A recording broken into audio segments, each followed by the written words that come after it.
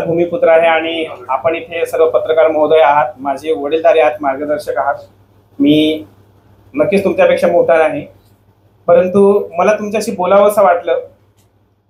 मी एखादा राजनेताही नाही, एक सामान्य घराण्यातला कार्यकर्ता आहे, परंतु ह्या इथल्या भूमिपुत्रांची जाणीव आणि इथल्या प्रश्नांची जाणीव मी गेले आज वयाच्या 35 वर्षापर्यंत मी भोगत आहे. त्याच्यामुळे मला असं वाटलं की एका संघटनेच्या माध्यमातून एक पहिली पत्रकार परिषद का होईना. या अगोदर 5 ऑगस्ट 2023ला सर्व पत्रकार महोदयांनी काँग्रेस भवन पालघर इथे एक पत्रकार परिषद आयोजित केली होती आणि आज ही दुसरी पत्रकार परिषद आहे. मी आपल्यास प्रेस नोट दिलेले आहे, तर मी थोडंसं एक 12 ते 15 मिनिटं मी थोडंसं या प्रेस नोटवरती बोलतो. त्याच्यानंतर आपले जे काही प्रश्न असतील त्या प्रश्नाला नक्कीच मी उत्तर देईन. थोडंसं एक 12 ते 15 मिनिटं तुम्ही मला ऐकाल अशी मी तुम्हाला विनंती करतो. पहिला प्रश्न असा आहे की पालघर जिल्ह्याच्या सर्वांगीण विकासासाठी 1 ऑगस्ट 2014 रोजी आपला पालघर जिल्हा झाला, ठाणे जिल्ह्याचं विभाजन झालं आणि जेव्हा जिल्हा झाला तेव्हा आपली अशी मागणी होती की सागरी नागरी डोंगरी असा जिल्हा व्हावा, परंतु तसं काही झालं नाही. आणि जिल्हा झाल्यानंतरही आमच्या जिल्हा प्रशासनाच्या एवढ्या मोठ्या मोठ्या बिल्डिंग्स आहेत, परंतु आमच्यापर्यंत येतं काय हा सगळ्यात मोठा एक गंभीर प्रश्न आहे. आणि म्हणून मी पहिला मुद्दा घेईन, आरोग्याच्या बाबतीत जर मुद्दा घेईन तर आज आरोग्याच्या बाबतीमध्ये अशी परिस्थिती आहे, आज तुम्हालाही त्याची अडचण होत असेल, मलाही अडचण होते.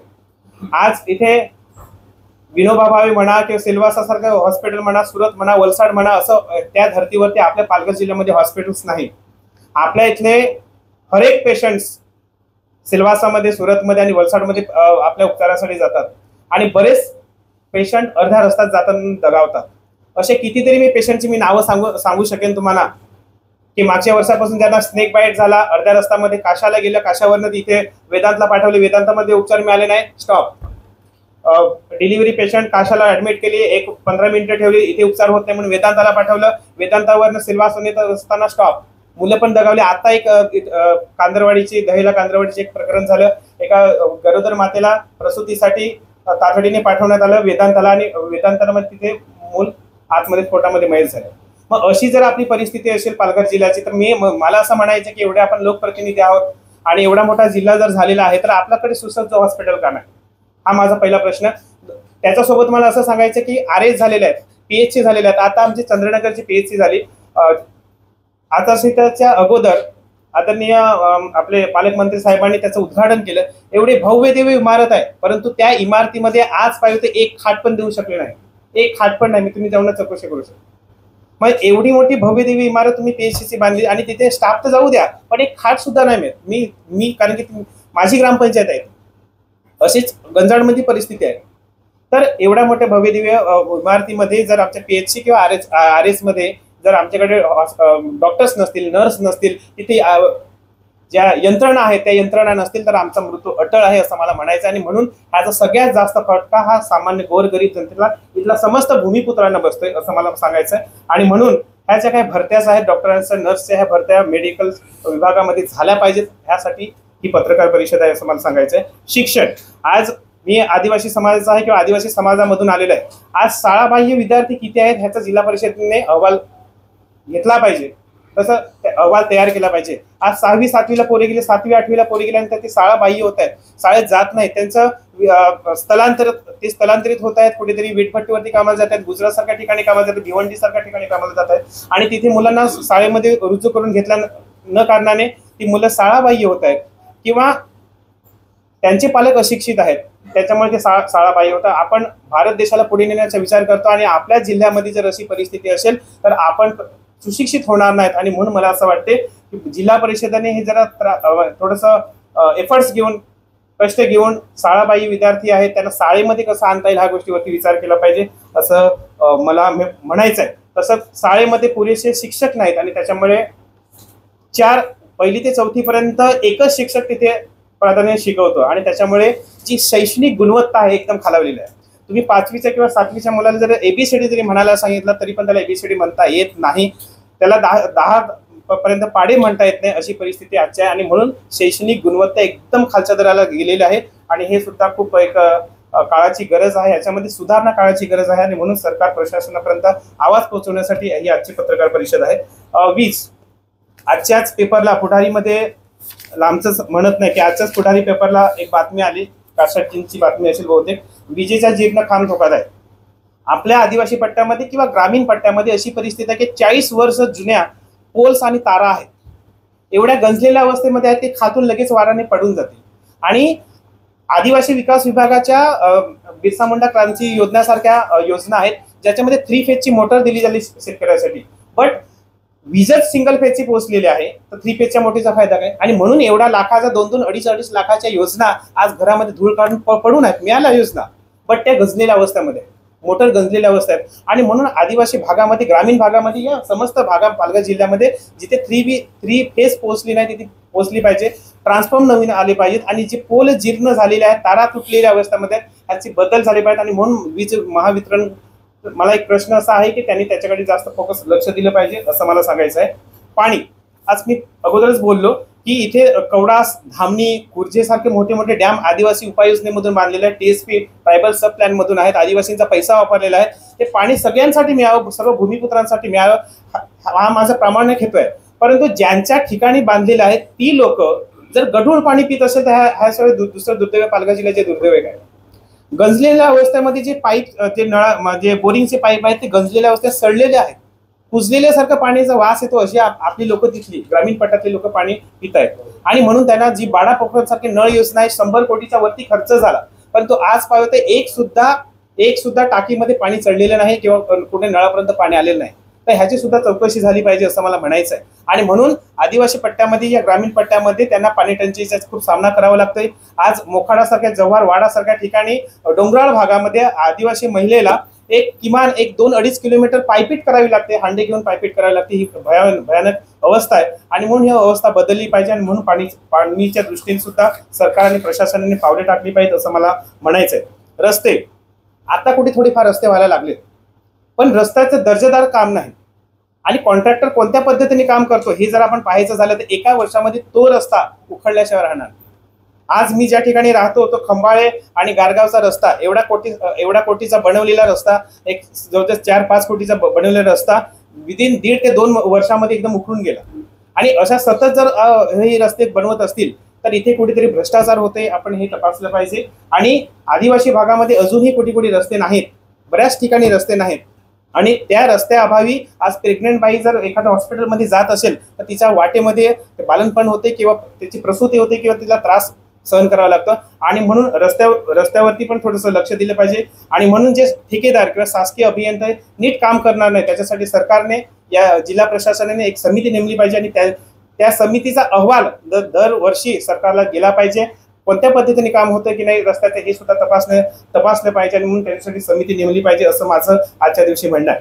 आदिवासी जमीन ज्या स्वातंत्र्यपूर्व काळापासून होत्या, पिढ्यानेपिढ्या आपण कसत होतो, ज्या वर्कस जमिनी आहेत, ज्या देवस्थान जमिनी आहेत, गायरन जमिनी आहेत, ज्या कुळ कायद्याच्या जमिनी मिळालेल्या आहेत, वन हक्क कायद्या अंतर्गत ज्या जमिनी मिळालेल्या आहेत, जमीन इथला भूमिपत्रक असतो परंतु आदिवासी असतो, परंतु आज पाहतो त्यांच्या नावावरती नाही.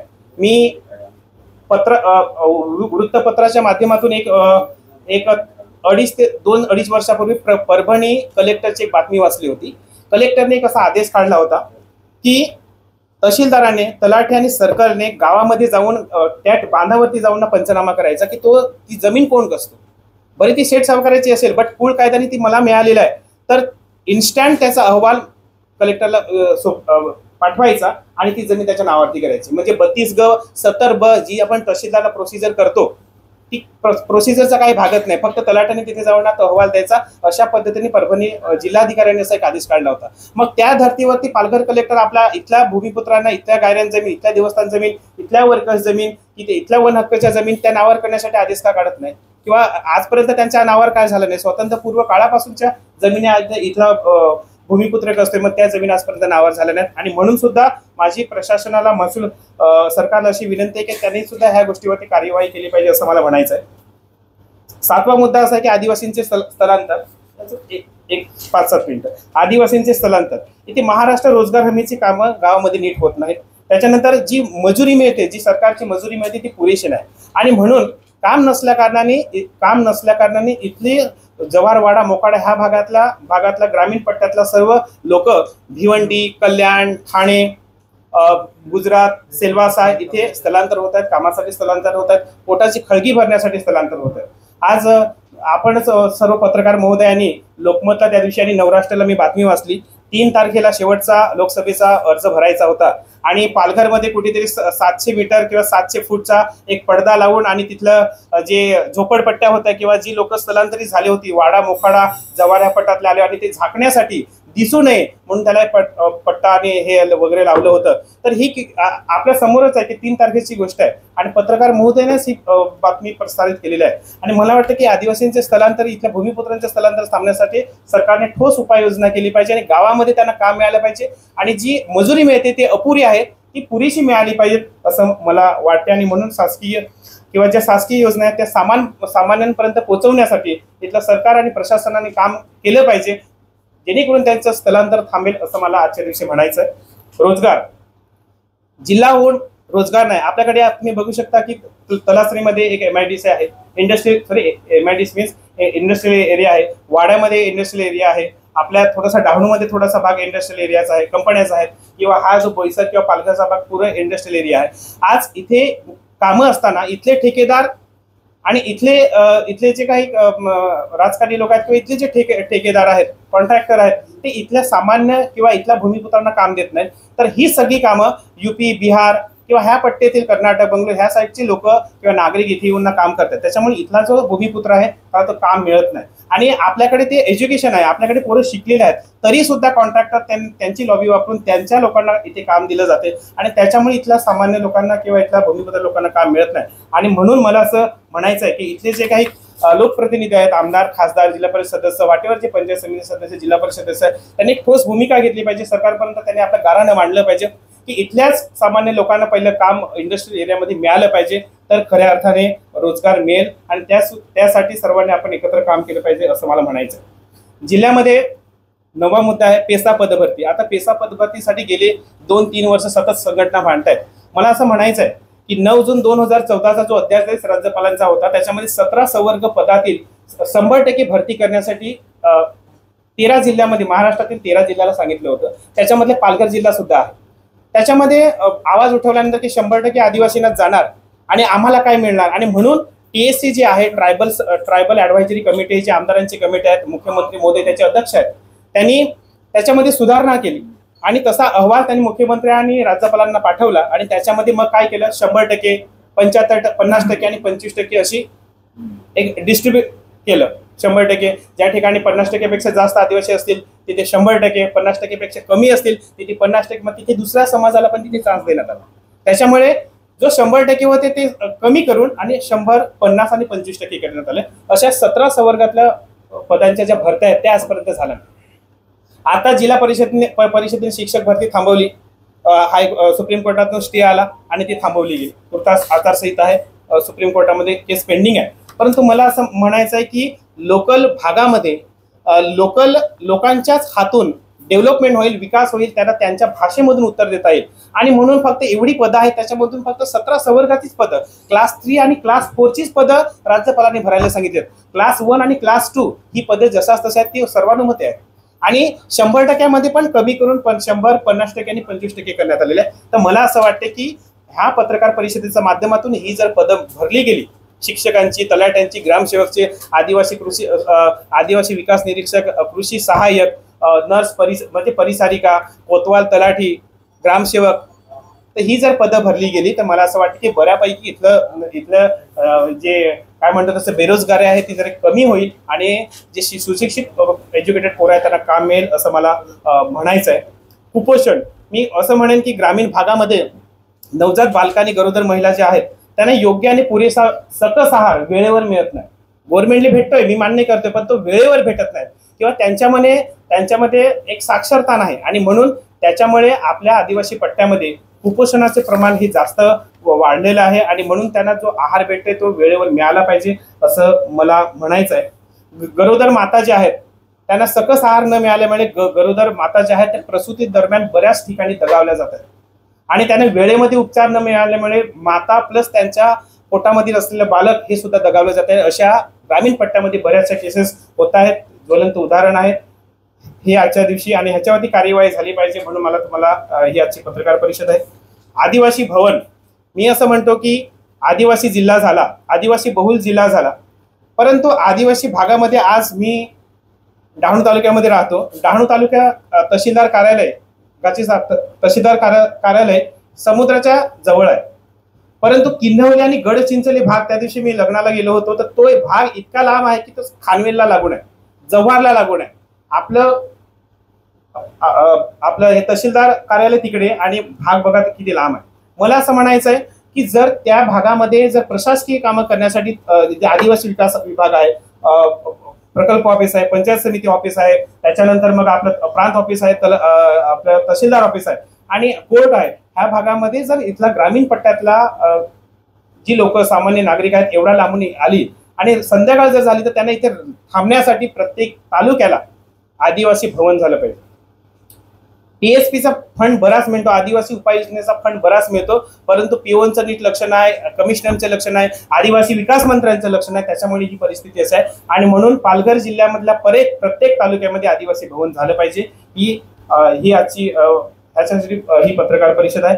आणि जिल्ह्याच्या ठिकाणी मग 9 ऑगस्ट असेल, क्रांतीवीर बिरसा मुंडा जयंती असेल, किंवा सत्सम काही कार्यक्रमाअंतर्गत आंदोलन असतील, मोर्चे असतील, तेव्हा जिल्ह्यातला वाडा, मोखाडा, विक्रमगड ह्या पट्ट्यातला, तलस या पट्ट्यातला, ग्रामीण पट्ट्यातला आदिवासी समाज मोठ्या संख्येने पालघरच्या जिल्ह्याच्या ठिकाणी येत असतो आणि तिथे कोणतीही सुविधा नाही. आणि म्हणून पालघर जिल्ह्याच्या ठिकाणी 25 एकरमध्ये आदिवासी कला, क्रीडा, सांस्कृतिक भवन उभारलं पाहिजे आणि त्याच्यामध्ये UPSC classes, MPSC classes, police training, ज्या ट्रेनिंग्स आहेत त्या तिथे घेतल्या पाहिजेत. आणि म्हणून 25 एकरामध्ये जिल्ह्याच्या ठिकाणी आदिवासी सांस्कृतिक कला, क्रीडा भवनाची निर्मिती झाली पाहिजे असं मला म्हणायचं.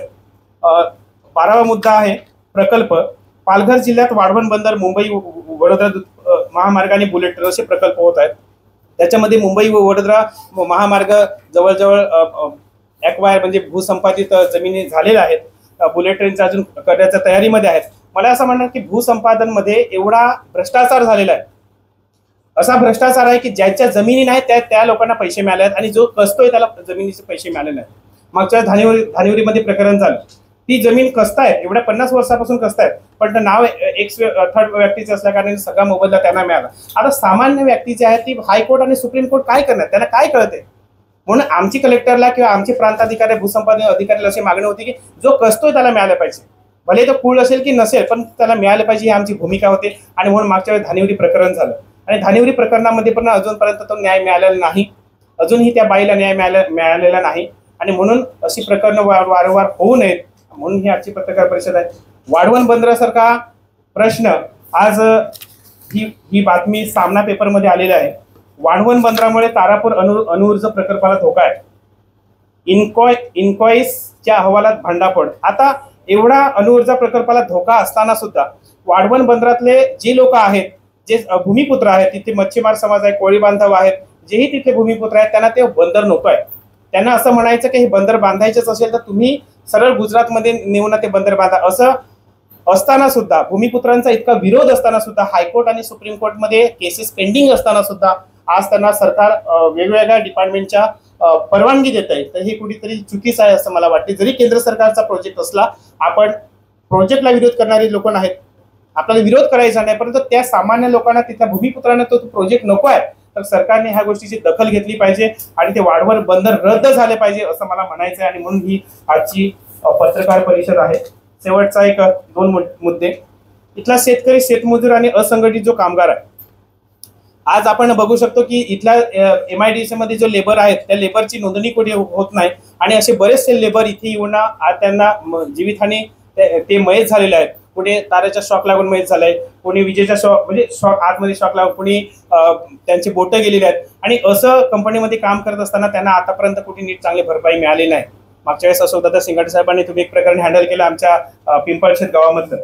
तर इथला जो शेतकरी आणि शेतमजूर जो आहे त्यांना एक पुरेसं काम त्यांच्या हाताला मिळालं पाहिजे आणि चांगली त्यांना मजुरी मिळाली पाहिजे. आणि म्हणून शेतकरी जो इथे बागायतदार शेतकरी आहे किंवा व्यापारी वर्ग आहे किंवा इथला जो भूमिपुत्र शेतकरी जो काही लागवड करतोय, ज्या फळभाज्यांची किंवा भाजीपाल्यांची लागवड करतो, त्यांना ह्याच भागामध्ये पालघरमध्येच एक मार्केट उपलब्ध झालं पाहिजे. आम्ही सांगून तो आम्हाला भाव मिळाला पाहिजे. मग ते वाशी मार्केट किंवा कल्याण मार्केट किंवा मुंबई मार्केटमध्ये जाऊन तिथे बाजार फुटणार आणि तो भाव आम्हाला मिळणार आणि इथे व्यापारी वर्ग तो आम्हाला कमी देणार. त्याच्यामुळे इथला शेतकरी एकदम डुबून चाललाय, खचून चाललेला आहे. आणि म्हणून आपल्या भागामध्ये, पालघर जिल्ह्यामध्ये शेतकरी एक त्यांची एक बाजारपेठ झाली पाहिजे, त्यांना इथून सगळ्या गोष्टी मिळाल्या पाहिजेत असं मला वाटतं आणि म्हणून ही सुरुवात करण्याची गरज आहे असं मला सांगायचं आहे. युवा एल्गार आघाडीची शेवटचा मुद्दा, युवा एल्गार आघाडीची जी भूमिका आहे ती मी भूमिका अशी आपल्यासमोर मांडतोय की युवा एल्गार आघाडी ही 2.5 वर्षापूर्वी स्थापन झालेली एक सर्व भूमिपुत्रांना घेऊन ही आघाडी आहे. इथे बऱ्याचशा सामाजिक कार्यकर्ते, राजकीय कार्यकर्ते आणि सामाजिक संघटना एकत्र ही युवा एल्गार आघाडीची स्थापना झालेली आहे.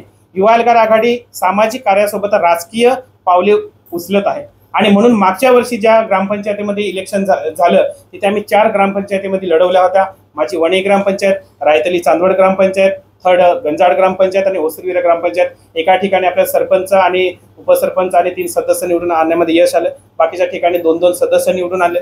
ह्या वर्षी गोवणेगाव ग्रामपंचायतीमध्ये इलेक्शन झालं. तिथे काही महिला सदस्य म्हणून आपण तिथे निवडणूक लढवली होती आणि तिथे पण आपण निवडून आणले. मला असं वाटतं की आताच एक 1.5-2 महिन्यापूर्वी आपण पत्रकाराच्या माध्यमातून नितीनजी बोंबाडे साहेब, कासटजी असतील किंवा वळवी साहेब असतील, या समस्त आपण सर्वजण असाल, पुण्यनगरी नवराष्ट्र सकाळच्या माध्यमातून एक बातमी आली होती की 48 संघटना एकटवल्या आणि लोकसभेचा उमेदवार देणार. परंतु ह्या सगळ्या गोष्टी चर्चा करत असताना वेळेअभावी आणि काही अडचणींमुळे तो आम्हाला लोकसभेचा उमेदवार देता नाही आला. अजून आमची भूमिका कोणी आम्ही स्पष्ट केलेली नाहीत. महायुती, महाविकास आघाडी, बविया या अपक्ष आम्ही अजून ओपन केलेले नाही. तरी सुद्धा आम्ही तो लोकसभेचा उमेदवार न देण्याचा निर्णय सर्वानुमते ठरवला आणि ह्या सर्व संघटना एकत्र होत युवा एल्गार आघाडी या संघटनेला मोठं करण्यासाठी सगळ्यांनी हातभार लावण्याचं एकच जिल्ह्यामध्ये एक भूमिपुत्रांसाठी एक आघाडी असेल असं सर्वानुमते ठरलं.